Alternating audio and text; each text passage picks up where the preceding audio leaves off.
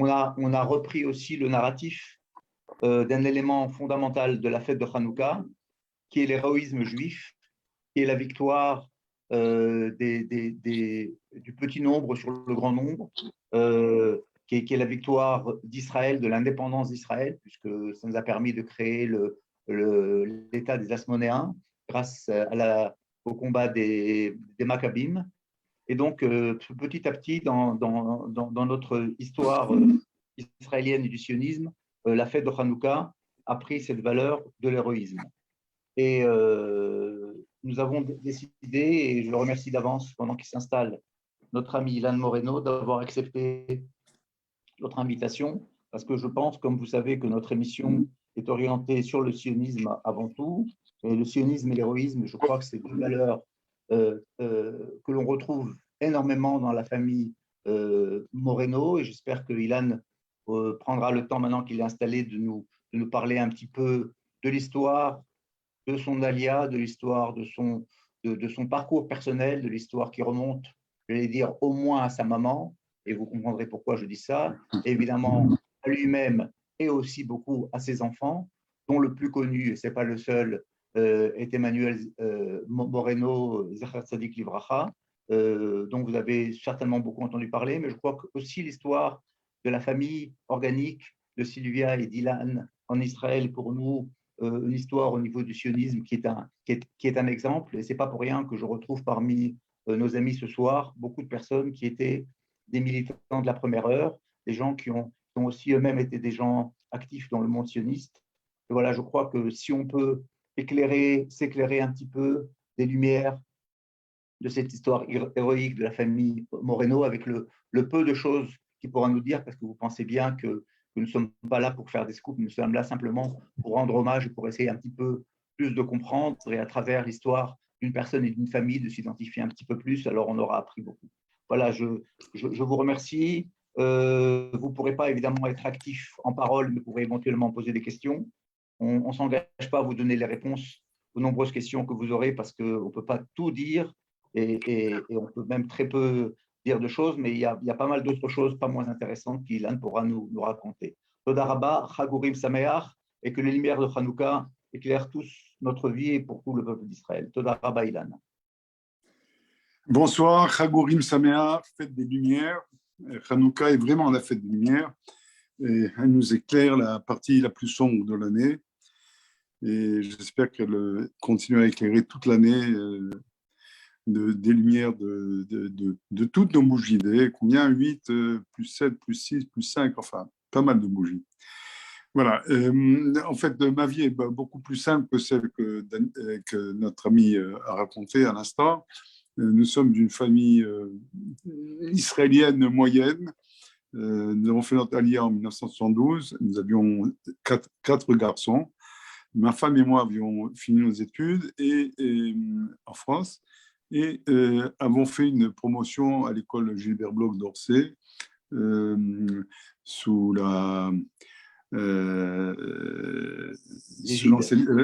l'égide et sous l'enseignement de Manitou. Et puis voilà, nous sommes montés comme des milliers et des milliers de Français et d'autres pays, à la suite sans doute de la guerre des 6 jours, montés en Israël en 72. On avait un petit peu de retard, mais bon, en gros, nous avons fait comme la plupart des Français, nous avons mis un petit peu de temps à faire nos valises et nous sommes montés. Notre 5e garçon est né en Israël. Et voilà, si nous sommes connus, malheureusement, ce n'est pas par nos mérites, ni à ma femme, ni à moi, bien que ma femme ait beaucoup de mérites, au moins d'avoir fait 5 garçons tout à fait pétillants. Mais surtout au mérite de nos enfants et probablement, et surtout d'Emmanuel, tombé il y a bientôt 15 ans au combat. Et aussi un petit peu, et pas un petit peu, beaucoup, je dois beaucoup à ma mère qui a joué un rôle, Ninette, bravo, qui a joué un rôle certain dans le déroulement des événements d'Entebbe qui ont amené à la libération de 100 et quelques prisonniers. Ils étaient vraiment prisonniers. Et Bon, j'en dirai peut-être un petit mot au courant de notre entretien. Quoi qu'il en soit, j'imagine que lorsqu'on parle de Hanouka, on parle de la Gvoura, on parle de l'héroïsme. Et on parle de l'héroïsme, lorsqu'on parle d'héroïsme, on pense à Emmanuel. Non, d'abord, il y a en Israël des dizaines d'Emmanuel qui, Baruch Hashem, sont vivants et donc on n'en parle pas. Et qui agissent sous le manteau. Bon, ces 2 dernières années avec le corona, agir avec Hamas, c'est une affaire tout à fait courante, mais qui ont passé leur vie, qui passent leur vie à jouer un rôle de défense de l'État avec un masque, réellement avec un masque. Voilà. Emmanuel est tombé il y a 15 ans au cours d'un combat inattendu en quelque sorte, parce qu'en réalité, il agissait dans le cadre d'une mission qui était supposée être discrète, secrète, dont le but ne m'est pas connu. Il a passé toute sa vie en réalité pendant 17 ans d'armée à remplir des missions dont les buts restent jusqu'à présent secrets. Et cela comprend également la dernière mission dont nous connaissons que ces résultats bien tristes pour nous. Cette mission s'est faite au lendemain, ou quelques jours après la fin de la guerre du Liban, la seconde guerre du Liban.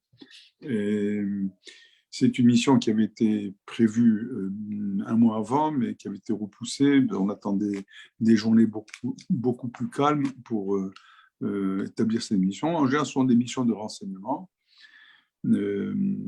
pas des missions de combat. Le combat se passe lorsqu'il y a un petit problème dans la mission et qu'on doit soit se défendre, soit attaquer. En tous les cas, tirer une arme dans ce genre de mission est très rare. La discrétion fait partie des qualités qu'on demande aux gens qui remplissent ce genre de mission. Emmanuel a eu une enfance comme ses frères, tout à fait classique pour des fils d'Olim Hadashim, venus de France ou d'ailleurs. Les enfants ont grandi dans un quartier de nouveaux immigrants dans la région de Jérusalem. Mais qui avait ceci de particulier que c'était vraiment la tour de Babel. Dans notre immeuble où il y avait 20 appartements, il y avait 17 pays d'origine. Ce qui était dominant, c'est-à-dire 3 familles venaient des États-Unis. Bon, alors donc, ça faisait un certain poids. Mais tout le reste, c'était des gens qui venaient de tous les pays du monde. Venezuela, Maroc, Espagne, Angleterre, etc., Russie, Géorgie, enfin de partout. Ça a été, mes enfants ont une enfance très, très, très, très enrichissante.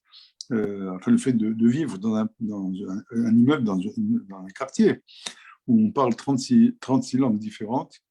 Toutes les premières années, on ne parle pas encore l'hébreu. Et on a des relations avec des gens qui viennent de civilisations, mais totalement différentes. Et donc, ils ont une jeunesse très, très, très enrichissante.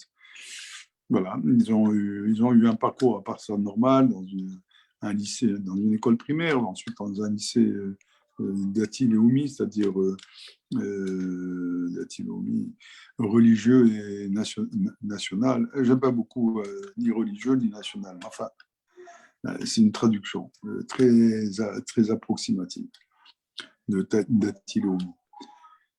Voilà, c'est ce que je peux dire en gros, c'est-à-dire que rien ne laissait prévoir qu'Emmanuel un jour se détacherait du peloton et deviendrait ce qu'il est devenu, d'autant plus qu'il a toujours été très humble, très modeste, donc très, très difficile de distinguer jusqu'au dernier jour de sa vie qu'Emmanuel pouvait jouer un rôle sur le plan de la sécurité très particulier.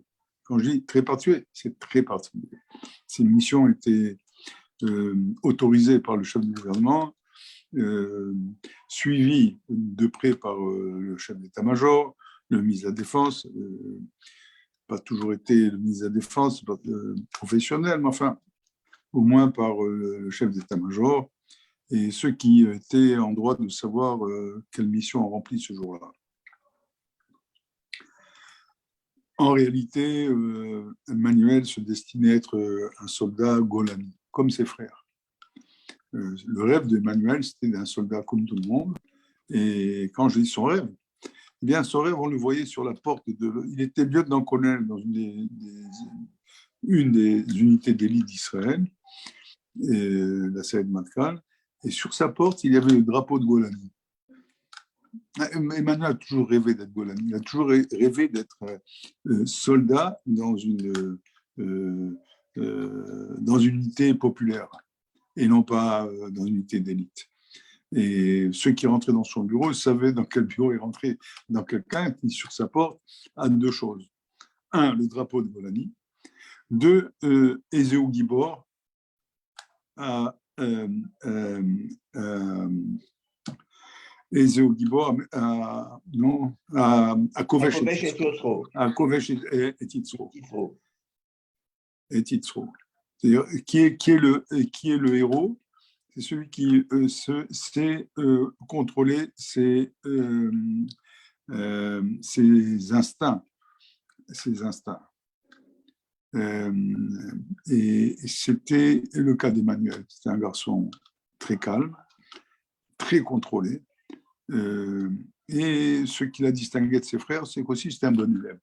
C'était rare dans la famille Moreno, bon élève. En général, on était toujours convoqué à l'école pour ou la veille d'un renvoi, ou enfin la veille d'un scandale. Le seul qui restait comme ça dans l'ombre, c'était Emmanuel. On n'avait jamais été convoqué. D'ailleurs, ça nous inquiétait beaucoup. On se demandait s'il allait à l'école, mais clair. Et non, enfin, c'est sans doute parce qu'il était un élève calme, qui faisait son boulot, ni plus ni moins. Et à ce propos de ni plus ni moins, je voudrais vous citer ce que dit le Rav Steinsaltz, ce que disait le Rav Steinsaltz, lorsqu'il a expliqué toutes les lettres de l'alphabet. Il l'a fait dans une émission pour la télévision française. Et lorsqu'il est arrivé à la lettre Tzadik, Tzadik, alors il a dit le Tzadik, c'est celui qui fait ce qu'il faut faire. Ouais, c'est pas très compliqué. Voilà, ni plus ni moins, c'est celui qui fait ce qu'il faut faire. Et Emmanuel, c'était quelqu'un qui faisait ce qu'il faut faire, ni plus ni moins. Il était très ce qu'on appelle yéké. Voilà, il faisait ce qu'il faut faire. Et c'est ce qui l'a distingué probablement des enfants qui l'entouraient, qui faisaient peut-être un petit peu moins ou souvent un peu plus. Et donc, trop, c'est trop. Il a commencé sa carrière un an avant de rentrer à l'armée, en décidant d'étudier dans une yeshiva qui venait d'être créée, qui était une yeshiva préparatoire à l'armée qui s'appelle Elim, qui porte le nom du petit village dans lequel elle a été créée. Et comme son frère qui l'a précédé, il a étudié dans la deuxième promotion de cette école. Et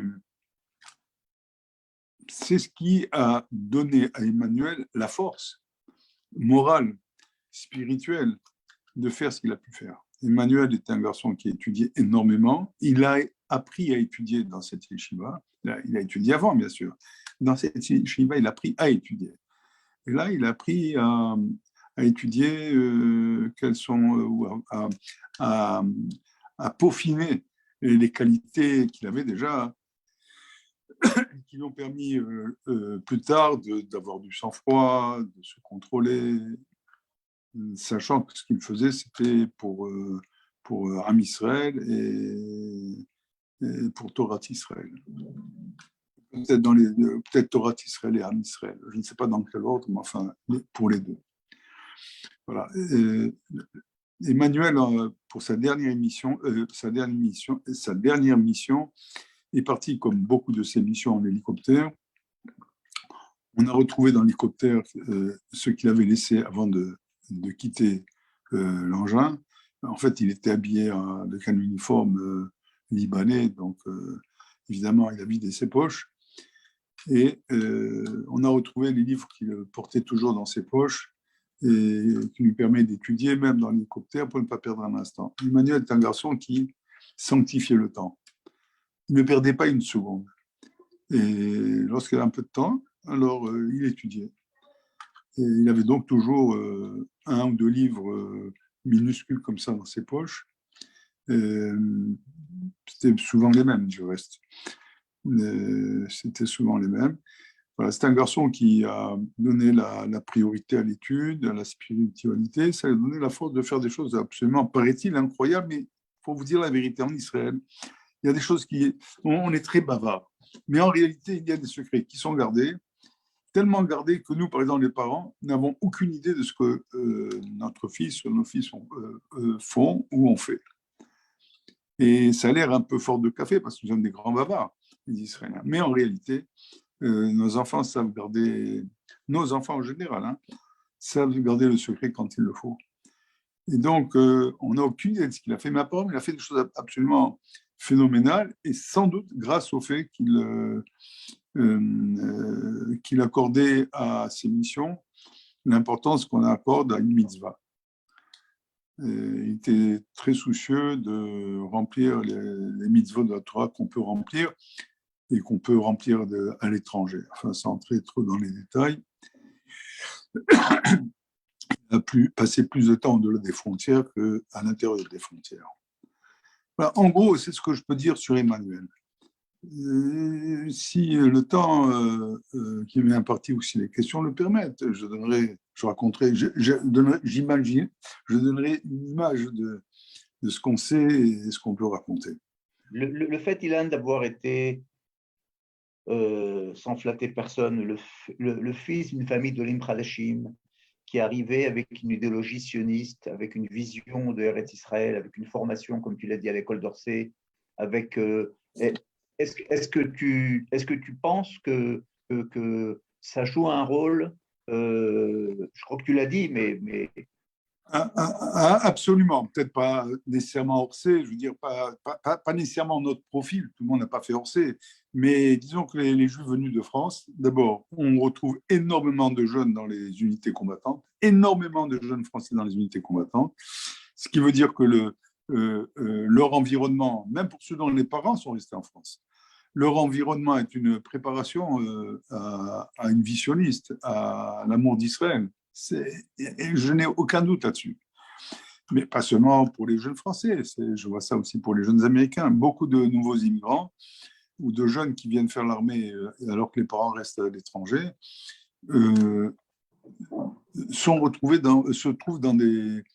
servent dans des unités d'élite. C'est sans proportion avec leur nombre dans la population. Alors bon, c'est un peu la réponse à ta question.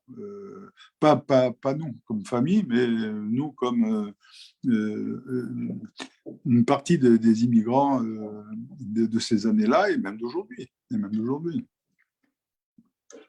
L'histoire a fait, tu as dit que la plupart des missions importantes pour lesquelles Emmanuel est sorti sont des missions qui viennent directement des ordres du Premier ministre. L'histoire fait qu'aujourd'hui, son collègue d'équipe, j'allais dire, est devenu Premier ministre d'Israël. C'est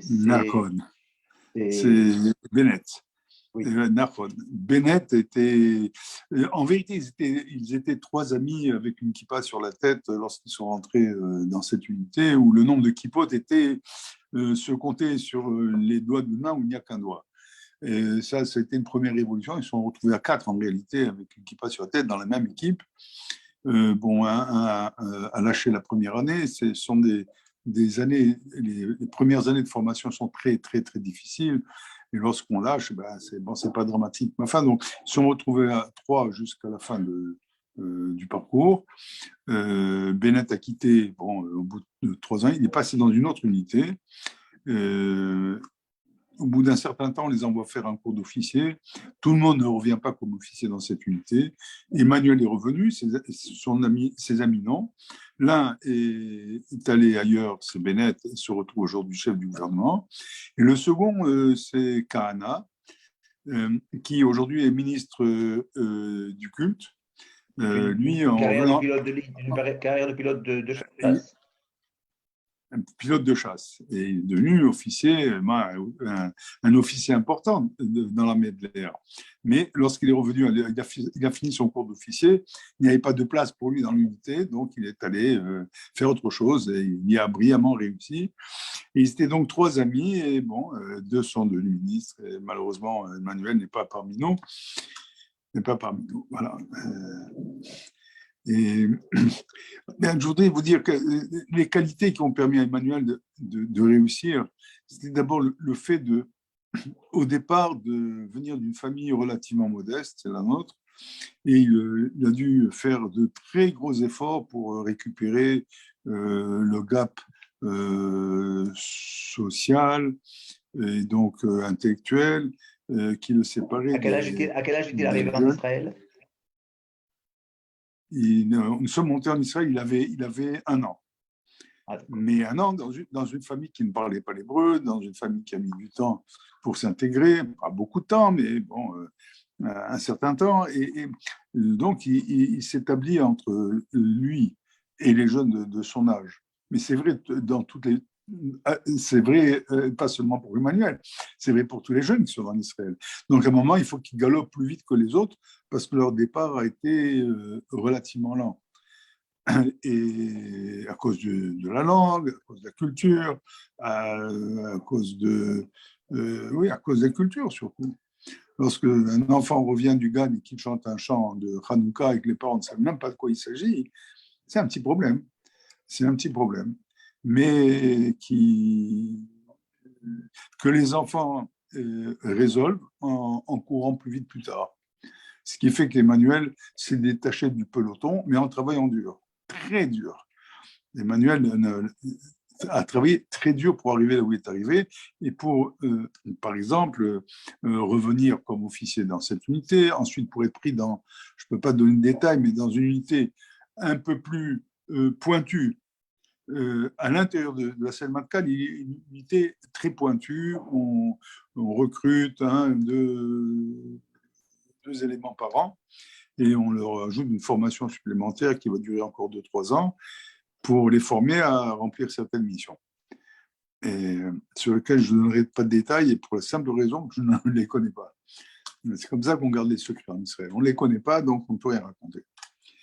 Voilà. Et voilà, c'est ce qui fait qu'Emmanuel a pu réussir, c'est le fait qu'il était conscient qu'il avait un certain retard à récupérer par rapport à ses copains israéliens, et il s'est battu pour ça. Et il a réussi. Il a réussi. Voilà. Alors, les missions que remplissait Emmanuel, c'était souvent des missions au-delà des lignes. Par exemple, parmi les plus connus, je crois les seuls aussi connus en réalité, c'est la libération bon, c'est pas une grosse opération, mais enfin, elle est connue, c'était dans le journal, la libération d'un chauffeur de taxi qui avait été fait prisonnier par des gens du Hamas et libéré, retrouvé quelques jours après par les services de renseignement. Et Emmanuel a dirigé l'unité qui est allée libérer ce garçon. Je donne un petit détail sur cela qui n'a aucun rapport avec le courage qu'il faut pour faire ce genre d'opération. On avait perdu toute trace de ce chauffeur de taxi et on me raconte, tout ce que je sais, c'est ce qu'on me raconte après qu'Emmanuel soit tombé. On raconte qu'on rentre au Beth Knesset où Emmanuel faisait sa prière le matin très tôt, en disant on sait où est le chauffeur de taxi, soyez prêts à faire quelque chose. Alors Emmanuel a aussitôt quitté l'endroit, a monté une petite unité pour libérer, et celui qui me raconte cette chose-là est un jeune officier qui était officier à ce moment-là, et qui me l'a raconté après la mort d'Emmanuel. Il me dit voilà, et Emmanuel m'a appelé par le walkie-talkie en me disant tu vas prendre trois soldats. Entre parenthèses, Emmanuel était officier supérieur dans une unité où les gens étaient tous officiers. cette petite unité spéciale, tout le monde était officier. Donc, ce jeune officier me dit, voilà, Emmanuel m'appelle, me dit, tu vas prendre trois de tes soldats, qui étaient officiers, et vous allez vous rendre dans tel village. Nous assurons une couverture autour du village de sécurité, mais vous rentrez dans le village, le garçon, le chauffeur est dans un puits, il est gardé par telle et telle personne, vous les descendez, vous les descendez et lui, vous le remontez du puits. Et puis ce bonhomme me raconte, il dit, on approchait du village, Emmanuel m'appelle sur le, je sais pas comment, le kécher, non, aide-moi, le kécher m'appelle et me dit, écoute, laisse tomber, c'est moi qui vais diriger l'opération de libération, toi tu restes à l'arrière. Il dit, j'ai été très vexé parce que c'était la première opération à laquelle qu'on m'avait confiée. Et donc j'ai été vexé, je n'ai pas parlé Emmanuel pendant des mois. Et un jour, le temps est passé. Un matin, vers 6 heures du matin, on tape à ma porte. J'ouvre, Emmanuel était en tenue d'officier, enfin en tenue de l'armée, ce qui n'était pas rare, ce qui était presque inexistant. Ces gens se baladent toujours habillés en civil. Sauf pour des réunions avec le chef du gouvernement ou quelque chose d'officiel. Et il me dit, Emmanuel en tenue, j'ouvre la porte 6 heures du matin, je dis, qu'est-ce qui se passe? Il me dit, non, rien, il ne se passe rien du tout. Ce soir, c'est Yom Kippour, je suis venu te demander Mérida. En vérité, le garçon m'a dit, mon vrai problème, c'est que je ne sais pas ce qu'était Mérida, il faut que je me le fasse traduire plus tard. Voilà, Emmanuel avait été conscient qu'il avait vexé. C'était des choses qui étaient très importantes pour Emmanuel, les rapports humains. Le fait d'avoir vexé quelqu'un était quelque chose de terrible pour lui, même si c'était pour des raisons professionnelles. Un deuxième exemple, une deuxième opération qui est tombée dans le domaine public, c'est la libération de Mustapha Dirani. Le rapt, le kidnapping de Mustapha Dirani. Mustapha Dirani est un grand bandit qui dirigeait aussi une bande de grands bandits qui auparavant avait été responsable quelques années auparavant de Hamal. Hamal est une formation de gauche, musulmane, mais de gauche, au Liban. Et puis un jour, il s'est installé à son compte, a monté une bande de voyous et faisait des opérations pour leur compte, qui rapportaient de l'argent. Et un jour, un pilote, un avion israélien a été abattu au moment où nous étions présents au Liban. Un avion israélien a été abattu au-dessus du Liban et dans l'année 87. Et le pilote a réussi à être sauvé en tombant dans un territoire qui était sous contrôle israélien. Et le copilote, malheureusement, est tombé blessé au sol, fait prisonnier par des villageois. Et puis, les heures sont passées et notre ami Mustapha Dirani entend dire que des villageois ont entre leurs mains un pilote, vient et leur rachète le pilote, comme une marchandise, lequel était blessé, se balade avec lui dans le coffre de sa voiture, de sa Mercedes. Il ouvrait de temps en temps et touchait un peu d'argent pour montrer l'Israélien blessé qui saignait. Et puis, les traces du copilote ont disparu. Ron Arad, enfin, vous avez sans doute reconnu, il s'agissait de Ron Arad. Ces traces ont disparu, le temps est passé. Tout ce qu'il y a de secret, moins secret en Israël, à chercher, à savoir où Ron Arad avait pu disparaître.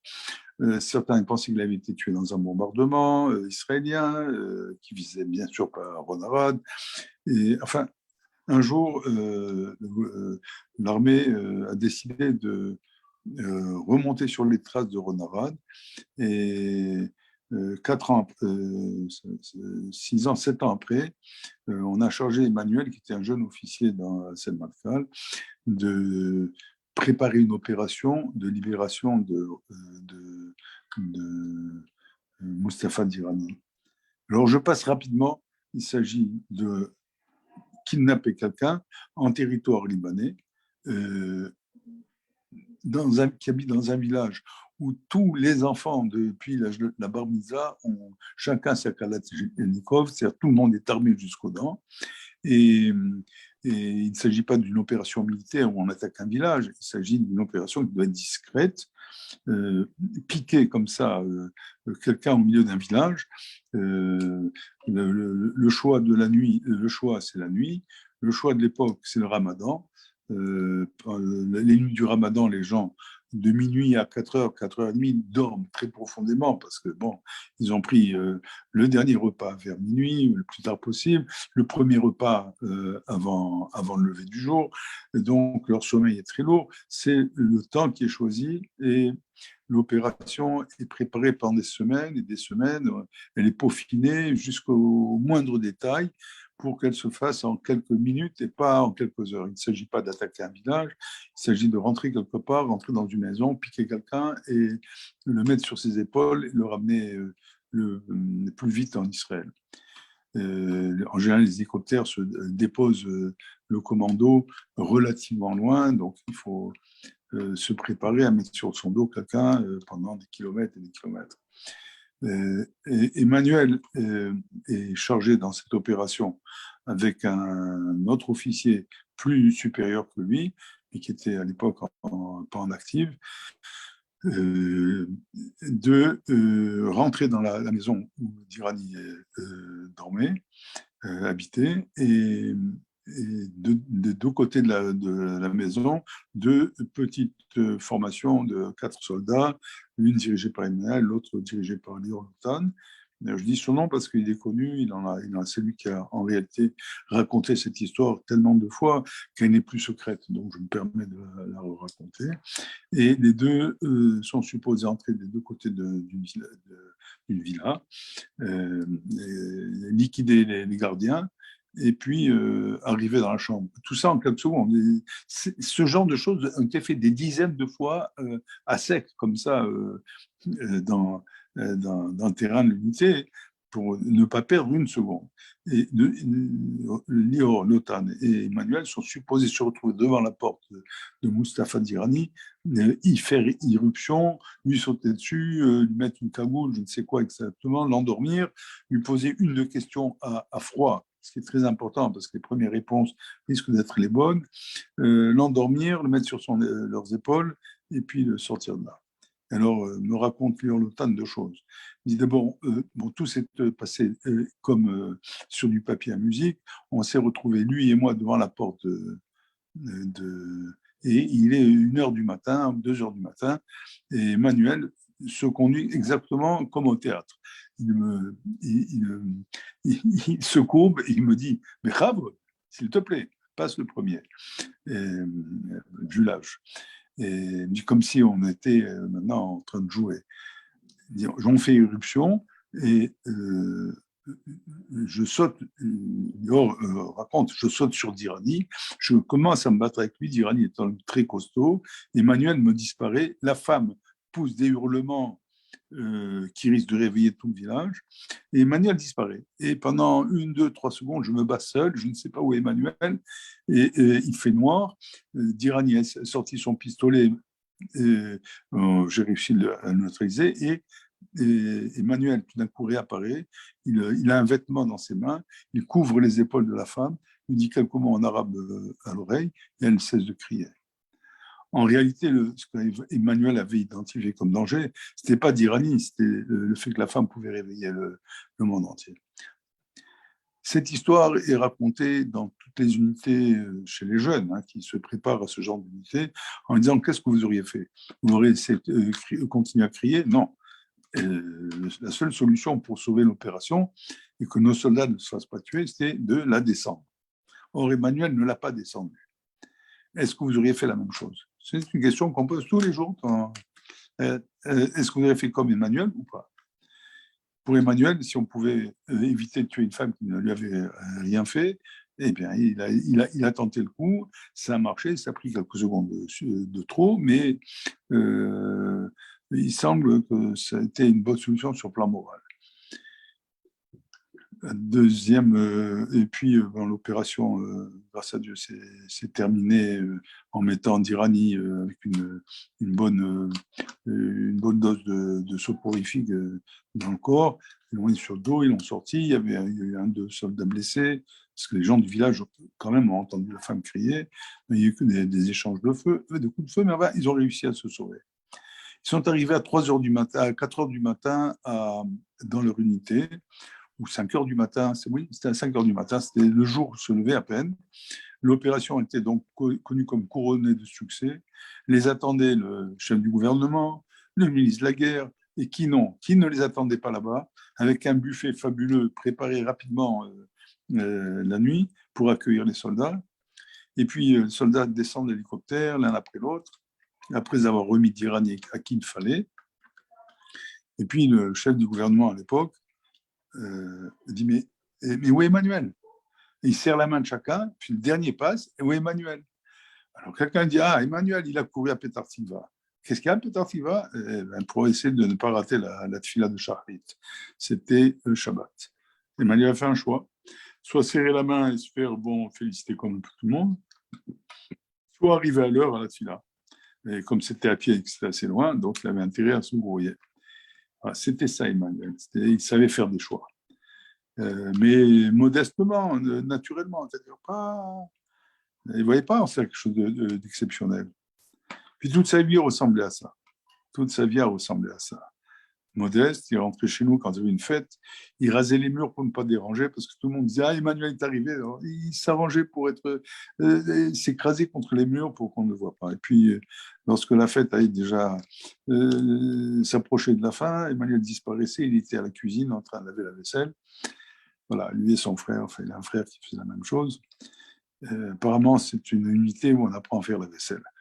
Et voilà, c'est ce que je pourrais raconter en quelques mots sur Emmanuel. Oui, je crois que tu as raconté l'essence, tu n'as pas raconté, tu as pris juste ce petit exemple qui, je crois, est pas une petite leçon, mais une très, très grosse leçon de morale. Je crois qu'en écoutant même le ton avec lequel tu le racontes, on sait très bien,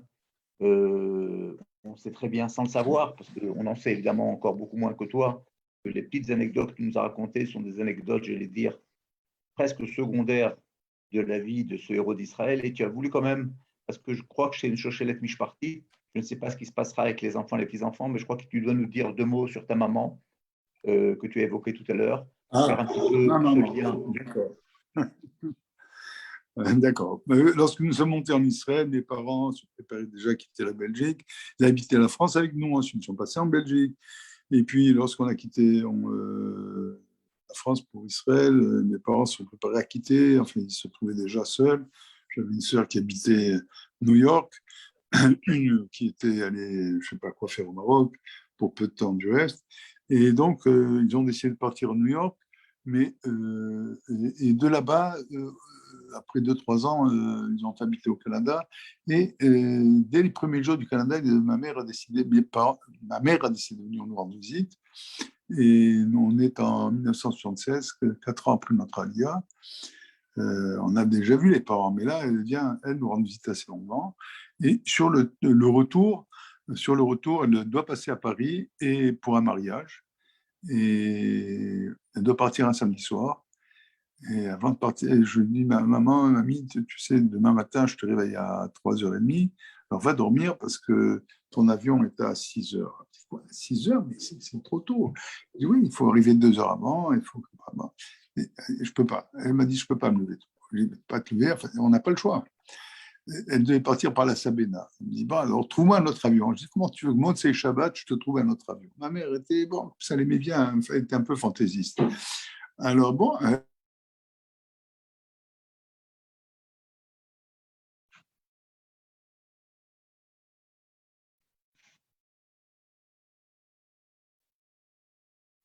On a perdu Ilan ou c'est moi? נראה לי שכן, שנייה, אני אתקשר אליו.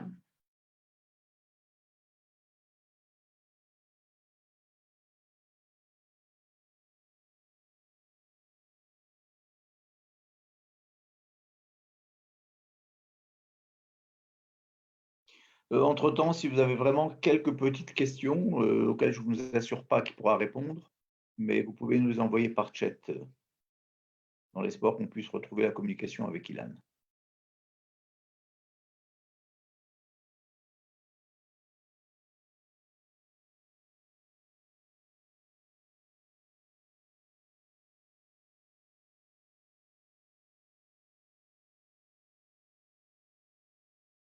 אני רואה שהוא עדיין מחובר, il est toujours connecté, mais Problème de son? peut-être, oui. Je vais demander.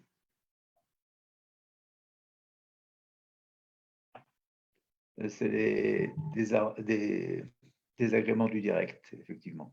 Vous m'entendez? Voilà, maintenant oui, on a été juste coupé quand tu as changé le vol de la Sabena de ta maman. On a juste été coupé. Tu m'entends, Ilan? Tu n'entends pas. Est-ce que tu as touché un bouton chez toi? Non, non, j'ai rien touché. Non, Alors, on t'entend, voilà. vas-y, tu peux parler. Bien, Donc, parfait. on était interrompu quand tu as changé le vol de ta maman. Voilà, donc j'ai changé le vol de ma maman, on a trouvé un vol d'Air France, tout était parfait. Un petit détail qui était un énorme élément dans l'affaire, on est arrivé très en retard à l'aéroport, on a trouvé là-bas un couple qui attendait le départ de l'avion avec leur fils, un jeune garçon de 13 ans qui mesurait au moins 1,80 m à 13 ans. Et c'était le Rav Livni, Zirkon Livracha, et qui nous dit: ah, votre maman part, est-ce qu'elle pourrait surveiller notre fils, notre jeune fils? Tu parles, il avait 30 cm de plus, deux têtes de plus. Et il part on lui offre un petit voyage en France pour sa bar mitzvah. Est-ce qu'elle pourrait le surveiller? Ben, avec plaisir. Et ma mère dit: c'est parfait, comme ça il prendra mes valises. Il avait de quoi prendre 4 valises. Et donc il se retrouve près d'elle dans l'avion. Et je passe sur les détails. L'avion s'arrête à Athènes, monte là-bas les quatre terroristes. Et expliquer aux plus jeunes que les avions faisaient des escales à une époque. Ça n'existe plus aujourd'hui. Non, non, parce qu'en réalité, le vol avait été dédoublé. En réalité, il y avait 2 vols qui portaient le même numéro. Le deuxième vol manquait de clients, donc sont allés en ramasser à Athènes. Le premier est parti plein, est arrivé à l'heure. Le second est arrivé, n'est jamais arrivé, mais il passait par Athènes. Les terroristes ont fait irruption dans la cabine, dans l'avion, et ont demandé aux voyageurs de déposer leur passeport dans une couverture que transportait une bonne femme, une terroriste. Et donc ma mère, comme tout le monde, a mis son passeport, enfin un passeport. Et puis elle s'est dit: attends, s'ils nous fouillent, ils vont trouver peut-être j'ai d'autres passeports.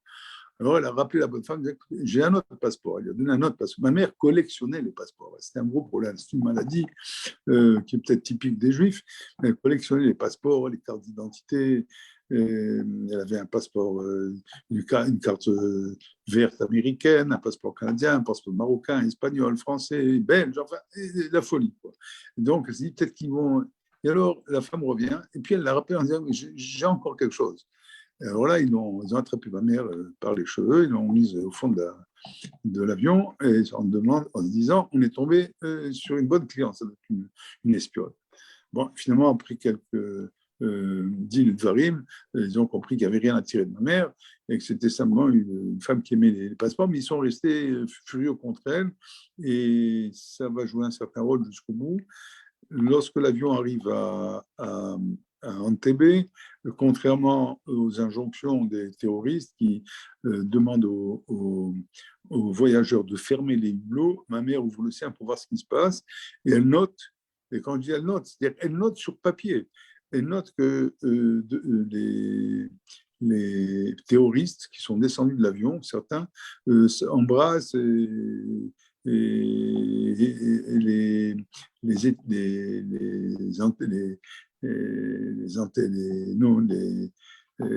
gens qui étaient les Noirs qui étaient dehors, quoi. Noirs, parce qu'ils sont noirs, enfin. Les Ougandais. Les Ougandais, voilà. les Ougandais qui étaient dehors. Et donc, il y avait certainement un rapport, quel qu'il soit, entre eux. Elle note ça. Et ma mère notait tout, tout, tout, tout. Lorsqu'ils sont arrivés dans l'aéroport, les Français ont été séparés des Israéliens et le jeune garçon a été mis en fond de salle avec les Israéliens et ma mère en début de salle. Les deux parties de l'immense salle qu'il y avait à Entebbe a été partagée par des WC chimiques qui ont été mis dos à dos. Et donc le garçon s'est retrouvé de l'autre côté, ma mère à l'avant. Au bout de quelques heures, ma mère dit, mais attends, on m'a confié ce garçon, il faut que j'aille voir ce qui se passe. Alors, qu'est-ce qu'elle fait? Elle rentre dans les WC, elle grimpe, elle passe d'un WC à l'autre, elle descend et va voir le garçon, tout simplement. Elle se retrouve avec les Israéliens pour voir, mais qu'est-ce qui se passe? Et là-bas, elle découvre que sous les fenêtres de la salle, il y avait des cartons reliés par des fils électriques. Alors, bon, elle s'en inquiète et un des Israéliens qui avait l'air de savoir de quoi il parlait, dit, vous inquiétez pas, on a déjà ouvert, il n'y a rien dans les cartons. Bon, ma mère a quand même noté le détail. Et puis, elle a noté aussi que par les fenêtres, on voyait que c'était les gardiens qui gardaient la salle de l'extérieur étaient des Ougandais et à l'intérieur, il y avait deux terroristes qui gardaient les Israéliens. Tout ça a été noté dans son calepin. Les jours sont passés, elle est allée voir le chef des terroristes qui parlait espagnol, c'était un Allemand, mais il avait habité l'Argentine. Et bon, il a dit, je suis malade, je suis cardiaque, j'ai des problèmes, enfin bon, ce qui était presque vrai. Elle prenait des médicaments, mais à mon avis, il n'y avait rien dans ces médicaments. Enfin, bon, elle a toujours pensé qu'elle était cardiaque. Et donc, j'ai besoin de médicaments. Elle dit, ne vous inquiétez pas, dès qu'on libère, on va libérer certainement quelques-uns, on fait des négociations. Et mardi, ils ont libéré une centaine de voyageurs. Ma mère n'est pas dans le lot. Elle va le voir en disant, tu m'as promis, tu vas me dire, bon, on va encore négocier. Et donc, jeudi, recommence les négociations. Moi, de mon côté, j'étais en permanence en contact avec quelqu'un du Kenya, avec une femme du Kenya qui travaillait à la Croix-Rouge kenyatite et qui était au courant de tout ce qui se passait sur place. C'était le Kenya qui était en quelque sorte le lien entre l'Ouganda, en tout cas Entebbe, et le reste du monde. Et cette femme me dit non, s'il y a quelque chose, je le dirai. Et donc, on a été en contact toutes les heures, j'ai téléphoné. Elle m'a annoncé qu'il y avait des gens qui seraient libérés dans la journée. Les heures sont passées. Elle m'a annoncé qu'il y avait une centaine de personnes. Vers 9-10 heures, elle m'a annoncé qu'il y a 100 personnes qui sont entrées dans l'avion. Mais ma mère y est-elle? Je ne sais pas. 9h30, ta mère n'est pas sur la liste. 10 heures, dit on recompte les gens, ils sont 102 dans l'avion. Bon, 11 heures, elle me dit oui, 102, mais il y a 2 femmes dans l'avion. Bon, est-ce que c'est ma mère? Je ne sais pas. Et vers 1h du matin, on reçoit un coup de téléphone de Paris. Les voyageurs étaient arrivés, ma mère était dans l'avion. Et ma mère était dans l'avion, c'est-à-dire que 101 passagers sont descendus et une passagère refuse de descendre. C'est ma mère, elle réclame sa valise pour se changer. Elle dit, je ne peux pas descendre comme ça, on ne s'est pas changé pendant une semaine. Et puis ça dure comme ça un certain temps, jusqu'au moment où les gens d'Air France ont compris que le seul moyen de se débarrasser d'elle, c'est de lui envoyer un jerrycan d'eau chaude avec une hôtesse de l'air et des vêtements d'hôtesse d'Air France, il n'y avait pas autre chose. Donc ma mère est descendue 1 heure après tout le monde, habillée en hôtesse de l'air, et après avoir pris une bonne douche, qui avait fait, qui a mis l'avion au sens dessus, sens dessous. Elle a été abordée par le chef du SDEC français. Elle a refusé de lui parler. On lui racontait un truc complètement fou, que les passagers s'étaient réunis là-bas, comme s'ils ne s'étaient jamais réunis. Ils avaient décidé que personne ne parlerait jusqu'à ce que le dernier soit. Elle a dû lire ça dans un roman, jusqu'à ce que le dernier des passagers ne soit libéré. On ne parle pas. Elle a été approchée plus tard, quelques minutes après, par l'ambassadeur d'Israël, auquel elle a demandé de s'identifier, donc il a sorti son passeport, il a raconté lui-même l'histoire. Il a dû sortir son passeport diplomatique, en disant voilà, je suis Rosen, je suis l'ambassadeur, etc. Et puis de là, elle a été prise à l'ambassade et elle a passé sa nuit à sortir d'abord son calepin. Et dans son calepin, il y avait énormément de détails, y compris le plan de la salle où elle était et plus ou moins le plan de la salle où étaient les Israéliens. Voilà. Et c'est à peu près la seule information que les gens de la Sayeret Matkal ont reçue lorsqu'ils ont reçu comme mission d'aller. Vendredi, ils ont reçu donc, le détail de l'interrogatoire qu'elle a subi, qu'il a eu avec elle. Et vendredi matin, le second élément qu'ils ont reçu et qui complétait le premier, c'est qu'ils ont reçu la photo aérienne d'un Piper Cub, un petit avion qui était supposé un avion qui arrosait les champs, mais qui en réalité était conduit par quelqu'un du Mossad et qui avait photographié le haut, le toit de l'aéroport. Cet aéroport qui avait été construit par les Israéliens des années auparavant avait été totalement transformé, qui avait été agrandi. Donc, la photo de l'aéroport d'en haut ne donne pas les fenêtres ni les voies d'accès. Elle ne donne que le toit. Et ma mère a donné les détails du bas. Alors, finalement, le toit plus ma mère en bas, vendredi, déjà, le puzzle commençait à prendre forme.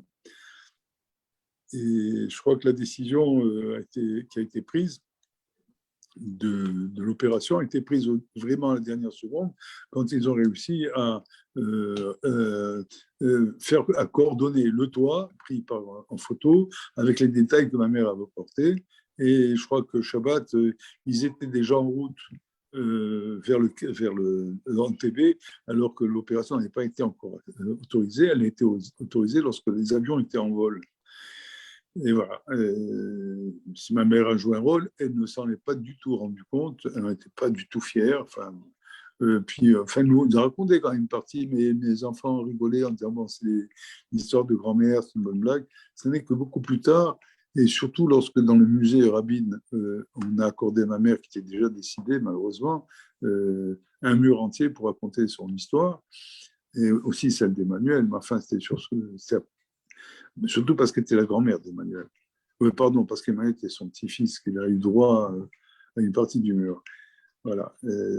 Ma mère était une héroïne sans le savoir. Voilà, une héroïne sans savoir, un héros sans qu'on puisse le voir.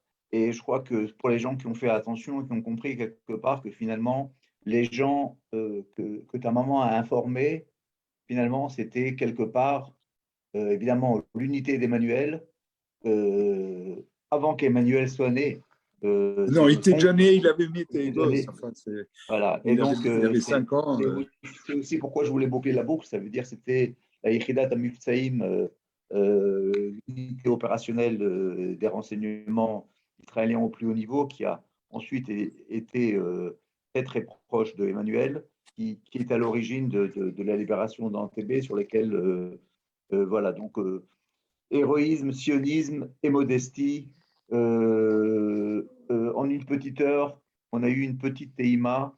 Je remercie vraiment Ilan. Je sais qu'il n'y a pas de questions parce que j'ai fait comprendre qu'on ne pourrait pas poser de questions. La seule surprise que nous avons eue ce soir, c'est qu'une de nos auditrices était aussi à Antébé, Madame Diane Kaufmann. Donc voilà, si vous voulez prendre contact plus tard, elle était là ce soir. Volontiers. Et on trouvera comment vous mettre en contact. Elle est à Toulouse actuellement. Volontiers. Et voilà. Et même pour ceux comme moi qui ont entendu ces histoires avec un grand H plusieurs fois, je crois que c'est toujours aussi émouvant parce que ces petites histoires font partie de la grande histoire d'Israël. Et merci Ilan de nous avoir fait partager en filigrane, j'allais dire une toute petite partie de ce qu'on peut entendre aujourd'hui. Dans l'espoir qu'on puisse un jour encore plus donner sa juste place à Emmanuel dans l'histoire d'Israël, Bezrat Hashem. Merci beaucoup. Pas trop quand même, parce qu'il était tellement humble que là-haut, il doit quand même faire des reproches. Alors bon. Bon, merci beaucoup de m'avoir invité. Toda Rabba.